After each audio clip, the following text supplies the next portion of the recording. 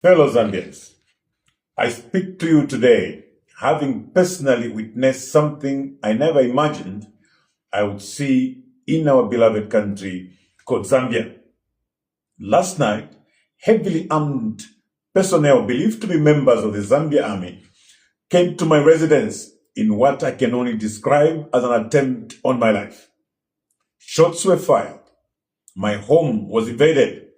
My family was terrorized. Honorable Mutotwe Kafwaya and a few others were shot at in my presence.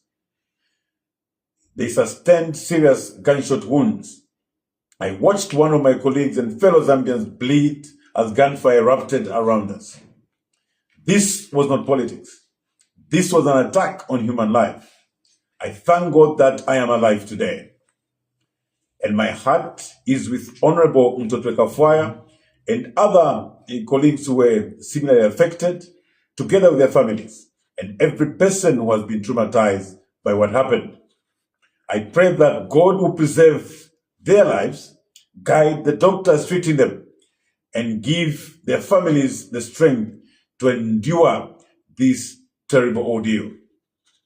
This was an attack on Zambia. Let me be absolutely clear.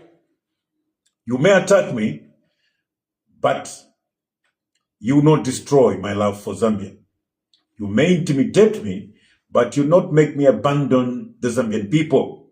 You may surround my home with guns, but you will not make me pick up a gun against my fellow Zambians.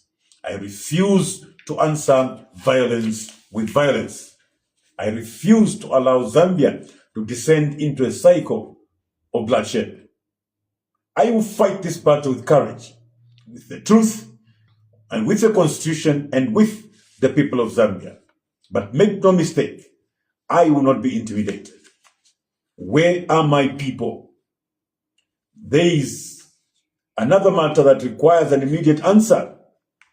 When the security operation was at my residence, several members of my team were with us. Today, there are serious concerns about the whereabouts and safety of some of them. I'm therefore demanding that the commander of the Zambia army immediately accounts for every person taken, detained, or encountered by his personnel during last night's operation. In particular, the nation deserves an immediate answer regarding the whereabouts of Mr. Patrick Mwansa, the husband of Honorable Tasila Lungu, Mr. George Sanga, my presidential spokesperson, Reverend Trevor, the Bishop Trevor Mwamba, Richard Banda, my bodyguard, Jackson, Chewe, who are part of the security detail, members of the campaign team, every other person was present at my residence. Where are they?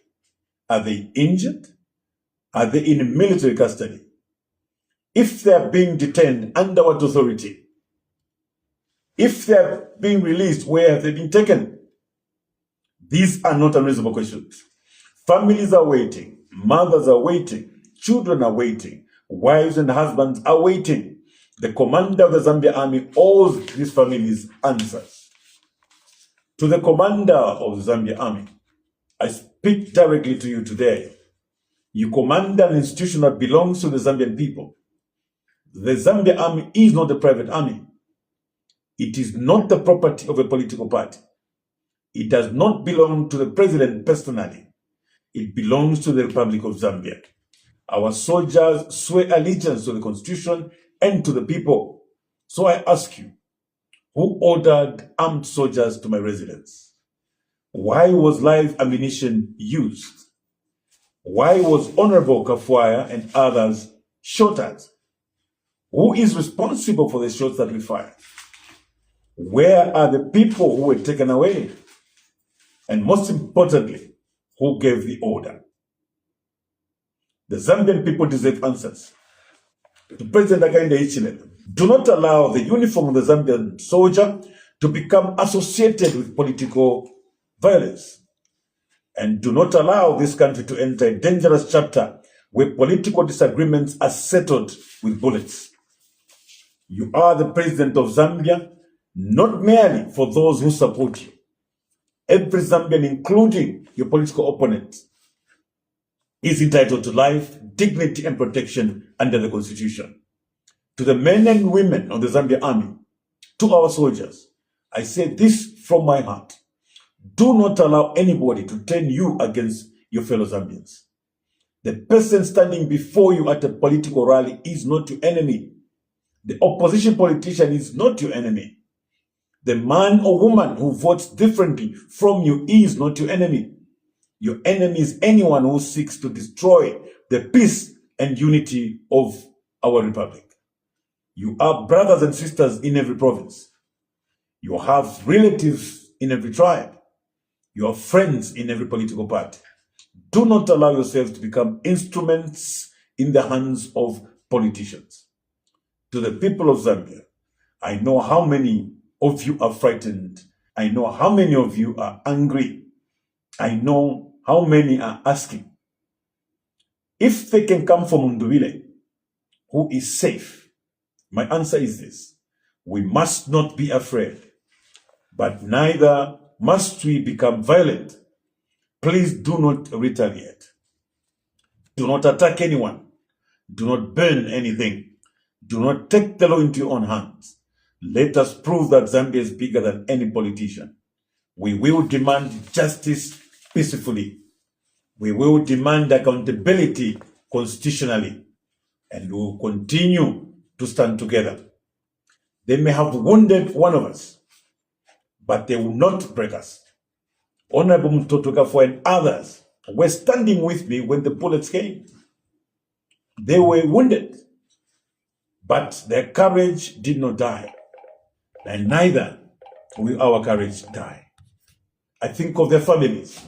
I think of every family waiting for news of the beloved ones.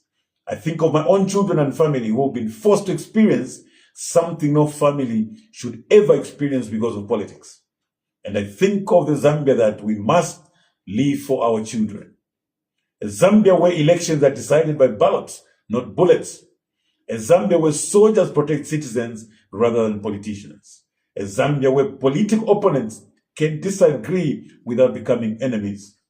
That is the Zambia I am fighting for. My promise to Zambia: I will not seek revenge. I will seek justice. I will not mobilize citizens against citizens. I will mobilize Zambians to defend our democracy. I will not respond to hatred with hatred. I will respond with courage. And I will not abandon my fellow Zambians. If they came for me, I will not run away from Zambia. If they wounded one of my colleagues, I will not abandon him. If they threaten our democracy, I will defend it. I will defend it peacefully, constitutionally, and with the love of a Zambian who believes this country is worth serving.